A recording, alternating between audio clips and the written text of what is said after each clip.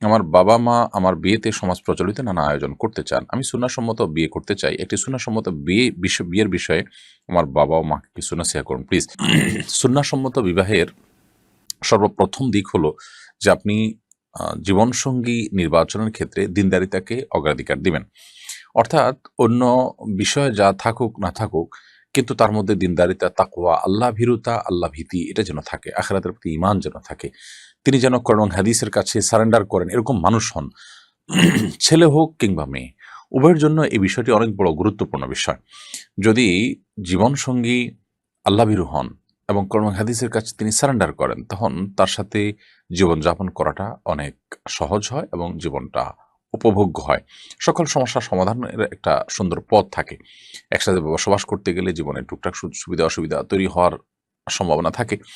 তো সে সমস্ত পরিস্থিতিতে কেউ যদি আল্লাহর কাছে নিজেকে সারেন্ডার করে, রাসূল আকরাম সাল্লাল্লাহু আলাইহি ওয়াসাল্লামের কাছে নিজেকে সারেন্ডার করে, তাহলে সেক্ষেত্রে তার সমাধান অনেক সহজ। তিনি কোরআন এবং হাদিসের কাছে যেহেতু সারেন্ডার করবেন, অতএব কোরআন হাদিসের আলোকে তাকে খুব সহজেই আ সংশোধনের পথে আনা যায়।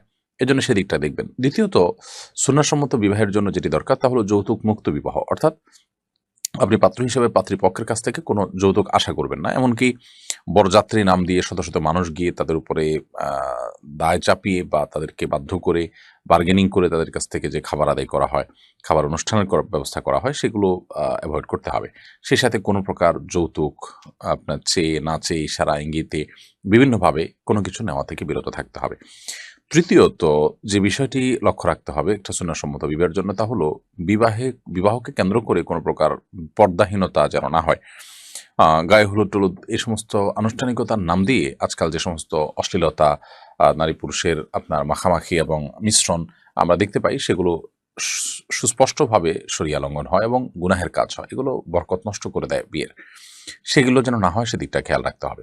সেই সাথে বিয়েকে কেন্দ্র করে বিয়ের মূল অনুষ্ঠানেও এই পর্দাহীনতার বিষয়টা খেয়াল রাখা, পাশাপাশি গান, বাজনা ইত্যাদি আজকাল অনেক বিয়েতে ব্যাপকভাবে হয়ে থাকে।